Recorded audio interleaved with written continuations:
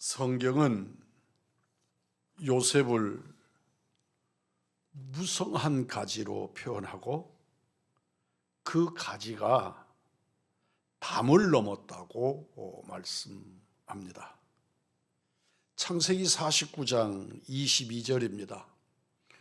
요셉은 무성한 가지 곧 샘 곁에 무성한 가지라. 그 가지가 담을 넘었도다.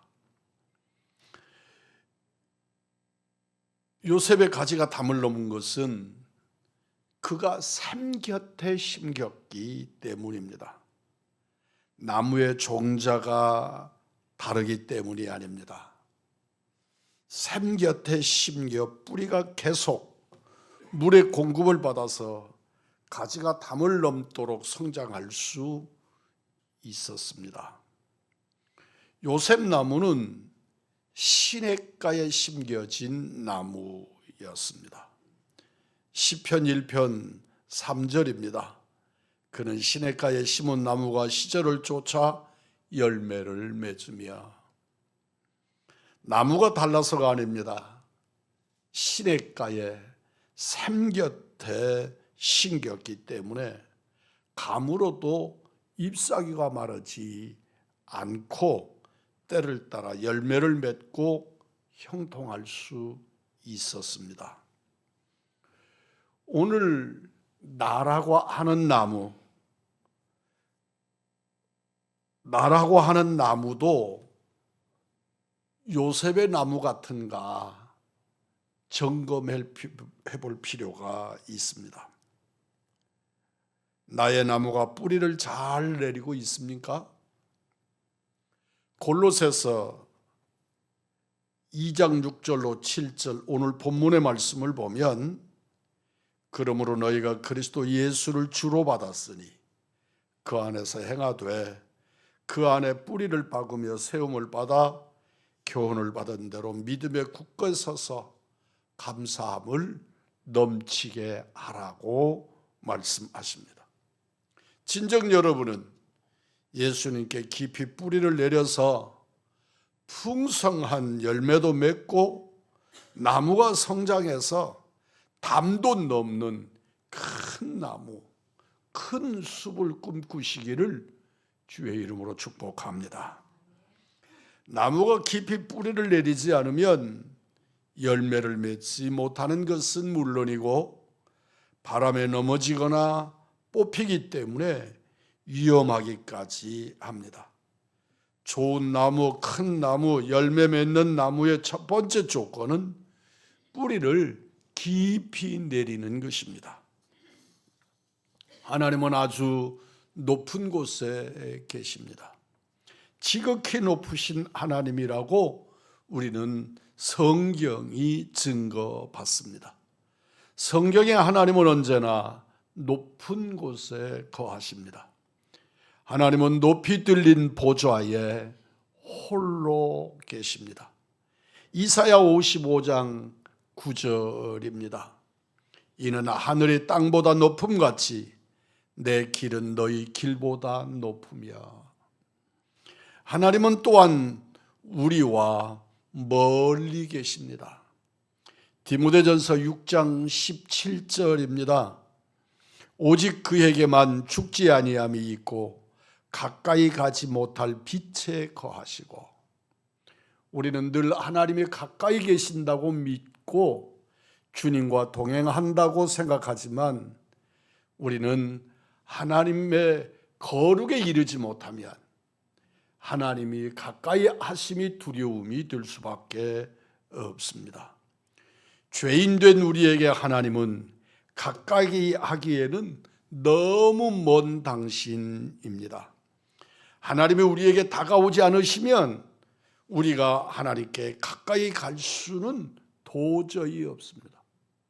하나님이 나를 찾아오지 않으시면, 하나님이 손을 뻗어서 나와 교제하지 않으시면 나는 하나님과 너무 멀고 너무 무섭고 두려워서 하나님을 모실 수 없습니다. 그리고 하나님은 아주 깊은 곳에 계십니다. 로마서 11장 33절입니다. 깊도다 하나님의 지혜와 지식의 풍성함이여 그의 판단은 헤아리지 못할 것이며 그의 길은 찾지 못할 것이로다. 하나님은 깊은 곳에 계십니다. 내 심연의 깊은 곳에 계시거니와 진실로 그 하나님의 깊이는 사람의 무엇으로든 분별할 수가 없도록 깊은 곳에 계십니다. 하나님이 우리보다 높이 멀리 그리고 깊이 계신다는 말씀은 하나님을 쉽게 생각할 수 없고 그래서는 안 된다는 말씀입니다.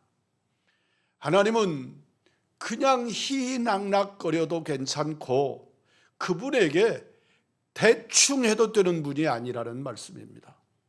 하나님은 결단코 가볍게 대할 수 없고 쉽게 대할 수 없으시고 그분은 엄유하심이 놀라워서 감히 접근할 수 없는 하나님이십니다. 하나님이 결단코 그분을 아는 일이 쉽지 아니합니다. 3박 4일 세미나로 성경을 다 알 수 없습니다. 한 주간의 부흥회로 하나님을 다 알 수 없습니다. 한 주간의 예배를 통해서 주일 예배로 하나님을 다 표현할 수 없습니다. 나무가 잘 자라기 위해서 뿌리를 뻗듯이 우리도 깊이 하나님께 뿌리를 내려야 합니다. 자격증은 자격증 따라서 다르지만 1년만 해도 딸 수 있고 군대는 2년여이면 제대하고 대학은 4년이면 졸업하지만 하나님은 1년에 마스터 되지 않고 2년 만에 제대되거나 4년 만에 졸업할 수 없습니다. 신앙은 평생에 걸친 구도의 길입니다. 오래 그리고 깊이 주께 뿌리를 내리십시오. 그리고 그분으로 인하여 내 평생을 이끌림되고 훈련되고 자라고 성장해야 합니다. 오래 깊이 주께 뿌리를 내리십시오. 이 정도면 됐다고 자만하지 마십시오. 자만이 가장 큰 병 중에 병입니다. 우리가 공부를 할 때 공부 못하는 사람의 특징이 있습니다. 공부를 잘하는 사람은 공부를 해도 할 것이 너무나도 많습니다. 공부의 끝이 보이지를 않습니다. 그래서 쉬지 않고 공부를 하는 것이지요. 이만하면 되지 않았을까? 아닙니다. 공부할 게 너무나 많이 보이니까 그 공부를 쉴 수가 없는 겁니다. 그런데 공부할 줄 모르는 사람들은 공부할 거리가 없습니다. 뭘 공부하지? 선생님이 에스페 오라 그러면 뭘 공부해 오라는 거야? 공부할 건덕지가 없는 겁니다. 그러니까 수업 시간에 강의를 받고 선생님이 숙제를 내줘도 그것들이 무엇을 말하는지를 모르게 되는 겁니다. 공부할 거리가 없다는 자만심. 우리 그리스도인들에게 이런 자만심이 죄가 됩니다. 하나님을 아는 일에 더할 것이 없다는 생각을 하는 겁니다. 내가 몇 년을 교회 다니고 몇 년을 예수 믿었는데 뭘 또 배우라는 거야? 사랑하는 성도 여러분이요, 일평생을 말씀을 가지고 연구를 해도 하나님을 다 알 수 없습니다. 우리는 끊임없이 하나님을 알기 위해서 애써야 하고 노력해야 하고 수고해야 합니다. 주님을 배워야 하고 주님께 더 깊이 가야만 합니다. 우리 주님이 우리에게 거듭 말씀하십니다. 우리가 뿌리를 깊이 내려야 하지만 그 뿌리를 아무데나 내려서는 안 됩니다. 6절입니다. 그러므로 너희가 그리스도 예수를 주로 받았으니 그 안에서 행하되. 사랑하는 성도 여러분, 그리스도 예수를 주로 받았다. 내 뿌리는 주 되신 그분께 내려야 되는 줄 믿습니다. 예수님이 우리가 뿌리를 내릴 토양이 되십니다. 7절입니다. 그 안에 뿌리를 박으며. 여기에 그가 예수님입니다. 뿌리를 내리되 예수님께 깊이 신앙의 뿌리를 내리시는 우리 의왕중학의 믿음의 사람들이기를 축복합니다. 그 어떤 곳이 아닙니다. 그 무엇이 아닙니다. 예수님께 뿌리를 내려야 합니다. 이스라엘에 과일이 참 많습니다. 그 과일들 중에 제가 먹어본 것으로는 오렌지가 그렇게 맛이 있더라고요. 그런데 같은 오렌지도 토양에 따라 크기와 맛이 전혀 다릅니다. 텔아비브나 요빠 같은 지중해 지역에서는 과일이 크고 달고 맛있습니다. 땅이 좋고 물이 좋기 때문입니다. 그러나 유다 광야에서는 꼭 우리나라의 탱자 같은 오렌지가 열립니다. 품종도 같고 모양도 같지만 땅이 문제입니다. 어디에 뿌리를 내렸느냐가 문제가 되는 것입니다. 광야는 땅이 바위 같아서 뿌리를 깊이 내릴 수도 없고 혹시 뿌리를 내려도 맛있는 열매를 생산할 수 없습니다. 그냥 내가 존재하기 위해서 몸부림할 뿐이지요. 사랑하는 성도 여러분, 토양에 수분이 없기 때문에 이런 차이가 나고 전혀 다른 열매 같은 열매를 생산하게 되는 겁니다. 하나님의 생명의 씨가 있습니다. 어디에다가 심겠습니까? 어디에다가 그 씨앗을 심어서 뿌리를 내리겠습니까? 토양의 수분이 충분한, 그래서 성경은 시냇가에 샘 곁에 심겨진 나무를 칭찬하시고 그 나무들이 자라고 열매 맺고 이것들을 우리 주님은 우리에게 소개하고 계십니다. 예수님에게 뿌리를 내린다는 것은 내 삶의 모든 근거와 목적을 예수님께 둔다는 의미입니다. 내 모든 삶의 옳고 그름의 근거가 예수님께 있습니다. 내 삶의 모든 소망과 꿈과 목표가 예수님께 두어야 한다는 것입니다. 찰스 쇠더는 그의 책 예수님이라면 어떻게 하실까의 책에서 우리의 생각과 행동의 근거가 오로지 예수님에게 있음을 강조합니다. 우리가 살면서 늘 물어야 할 질문은 예수님이라면 어떻게 하실까? 이 일에 대하여 예수님은 어떻게 하셨을까를 물어야 한다는 것입니다. 예수님이 내 삶의 표준이시고 판단의 근거가 되시기 때문에 내가 어떤 일을 행할 때, 어떤 일을 결정할 때, 어떤 일을 행할 때 주님께 먼저 여쭙고 그리고 결론에 이르러야 합니다. 대학을 졸업하고 어렵게 취직을 했는데 까다로운 상관을 만났습니다. 마음고생이 이만저만이 아닙니다. 회사를 그만둘까 하는 생각이 그냥 꼭지까지 찼습니다. 그때 우리가 할 일은 그만두는 일보다 예수님이라면 어떻게 하셨을까를 생각하는 것입니다. 예수님이라면 이 상황에서, 이 형편에서 어떻게 하셨을까를 생각하는 것입니다. 주님께 여쭙는 것입니다. 가정에서 어느 날 사소한 일로 아내와 다투었습니다. 그리고 화가 나서 집을 나갔습니다. 내가 다시는 집에 들어오지 않는다. 그리고 아내한테 소리 질렀습니다. 내가 다시는 안 들어온다고. 그리고 소리 지르고 집을 나왔습니다. 막상 집을 나서 보니 갈 데가 없습니다. 막막합니다. 그때 누가 떠오릅니까?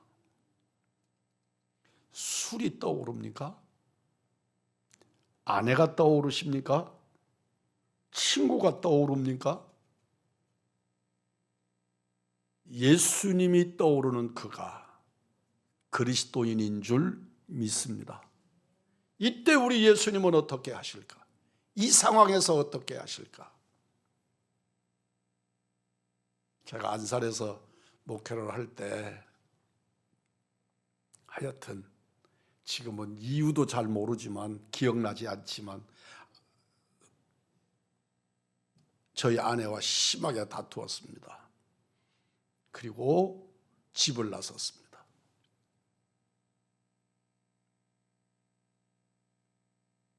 근데 차를 몰고 영동고속도로를 왜 올라갔는지 모르지만 하여튼 영동고속도로로 올라갔습니다. 영동고속도로의 군포 게이트 앞부분에 이렇게 동전을 내고 가야 하는 게이트가 있었어요. 그 게이트를 통과를 했는데 우리 생각에도 어디로 갈 데가 없는 거야. 그래서 게이트 한쪽에다가 차를 대고 거기서 그냥 시간을 보냈습니다. 그리고 새벽기도 시간이 돼서 차 속에서 회개하고 그리고 집으로 돌아가서 저희 아내에게 잘못했다고 사과하고 그때 경험했습니다. 정상적으로 집을 나오면 갈 친구도 많고 오라는 사람 없어도 갈 데가 많은데 다투고 나오니까 정말 어디로 갈 데가 없어요. 어떤 친구에게 전화해서 나 우리 집사람하고 싸워가지고 자네 좀 만나야 되겠다. 이런 초라함이 어디 있어요. 그래서 그걸 못하고 되돌아가서 극구 사과하고 잘못했다고 빌고 그리고 여상하게 살았던 기억이 있습니다. 그때 예수님이 떠오르면 회개하게 되고 예수님이 떠오르게 되면 사과하게 되고 예수님이 떠오르게 되면 자기를 반성하게 됩니다. 사랑하는 성도 여러분, 예수님이라면 어떻게 하셨을까를 묻는 그 사람이 그리스도인입니다. 자녀가 원하는 대학에 못 들어갔을 때 여러분은 어떻게 하시나요? 사업이 안 될 때 여러분은 어떻게 처신하십니까? 교회에서 누구 때문에 시험이 들려 할 때 어떻게 하십니까? 교회에서 이러저러한 봉사를 해야 할 때 여러분은 어떻게 하십니까? 인생의 중요한 결정을 해야 할 때 어떻게 하시나요? 예수님이라면 어떻게 하셨을까?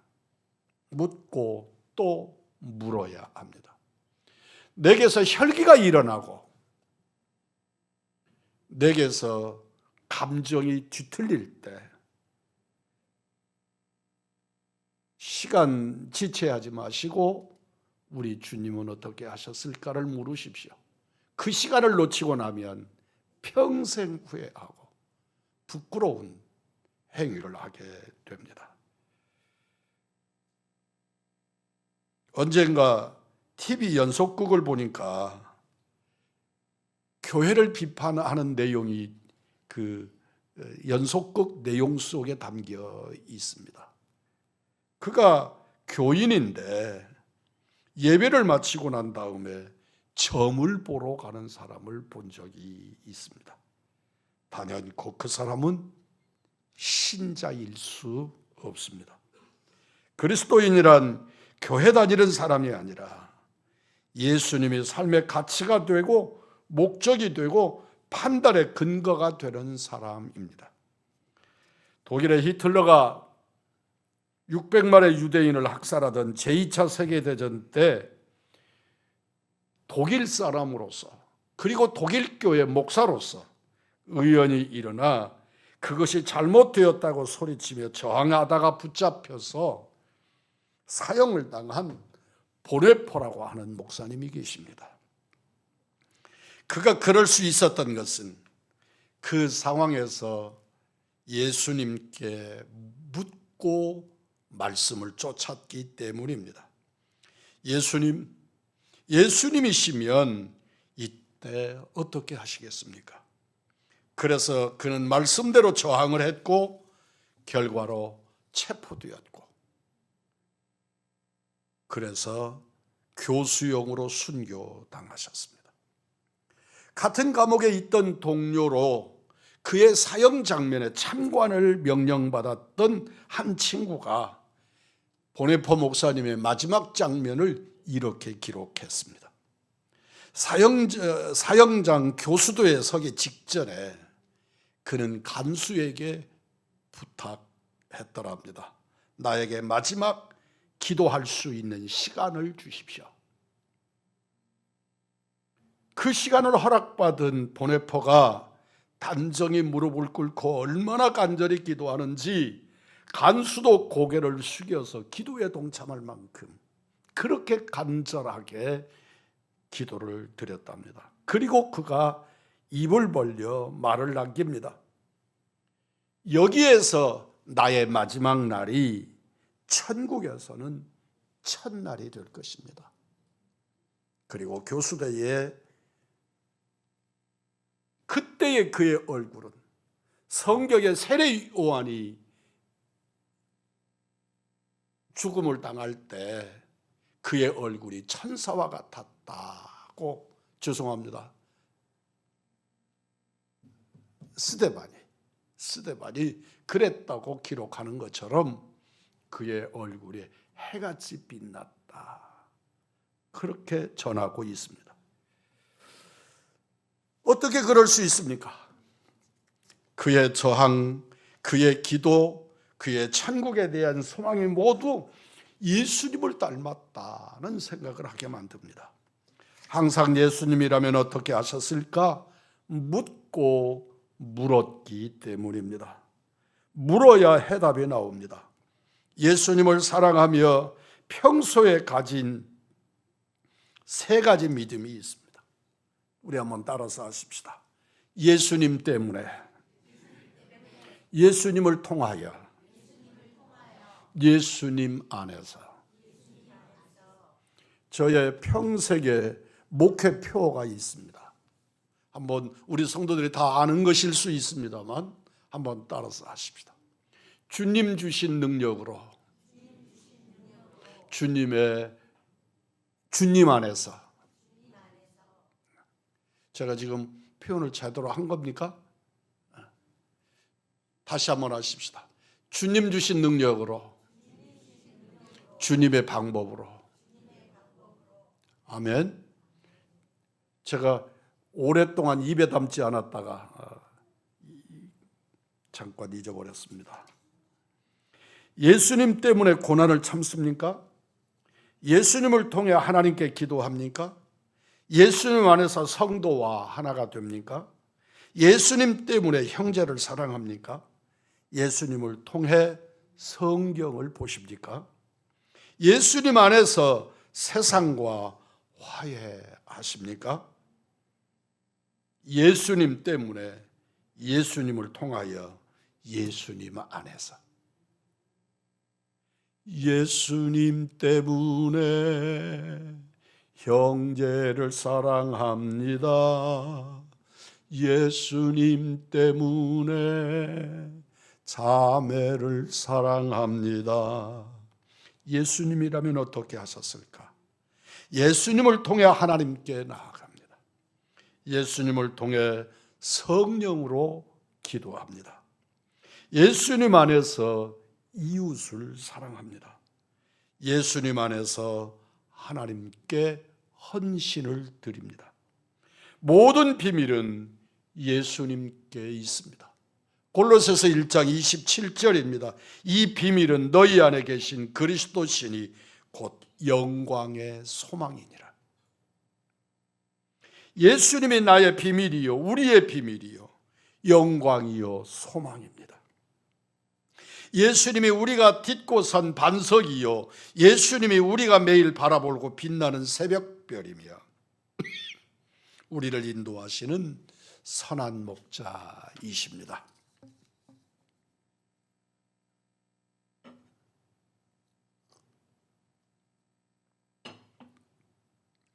예수님께 뿌리를 내린 그 뿌리로부터 영양분을 공급받습니다. 7절입니다. 그 안에 뿌리를 박으며 세움을 받아 교훈을 받은 대로 영양분을 뿌리로부터 공급받기 때문입니다. 우리의 영적 나무도 성장의 요소가 있습니다. 성장이라는 말은 자란다는 뜻입니다. 성장의 첫 번째는 하나님께 나가는 것입니다. 예수님께 뿌리를 내린다는 것은 날마다 하나님께 더 가까이 가는 것입니다. 성장의 두 번째는 하나님의 말씀 성경을 읽는 것입니다. 우리가 부목사님이 매일 아침 7시면 여러분에게 카톡으로 그날 읽어야 될 말씀들을 보내고 있습니다. 동참하고 계실 줄 믿습니다. 요사이 보니까 20분도 채 걸리지 않습니다. 15분, 17분 정도이면 그것들을 다 읽습니다. 여러분, 진실로 하나님의 말씀을 말씀으로 믿고 성경을 읽으시기를 바랍니다. 하나님께 나간다는 것은 하나님의 말씀을 듣는 것입니다. 성경을 읽는 것과 하나님의 말씀을 듣는 것은 때로는 같은 것이기도 하지만 똑같은 것은 아닙니다. 그러나 같아야 합니다. 눈으로는 성경을 읽고 마음으로는 그의 말씀을 들어야 합니다. 성장하는 세 번째는 하나님의 말씀을 복종하는 것입니다. 복종하지 않으면, 말씀에 순종하지 않으면 들으나 마나, 읽으나 마나입니다. 우리가 하나님의 말씀을 듣는 이유는 복종하기 위해서입니다. 말씀에 순종하기 위해서 그 말씀을 읽습니다. 성장의 네 번째는 예수님과 동행하는 것입니다. 하나님의 말씀을 읽고 순종하면 당연히 우리 예수님과 동행하게 됩니다. 성경은 우리를 하나님께, 예수님께 나가는 길을 인도하는 안내자입니다. 그리고 그 성경을 풀어주는 분이 성령 하나님이십니다. 성경은 성령의 감동으로 기록되었고 성령의 감동을 받은 성경은 우리를 하나님께로 인도합니다. 사랑하는 성도 여러분, 예수님께 뿌리를 내린 그리스도인이십니까? 예수님이 삶의 근거요, 기준이요, 표준이요, 목표입니까? 그 예수님께 깊이 뿌리를 내리십시오.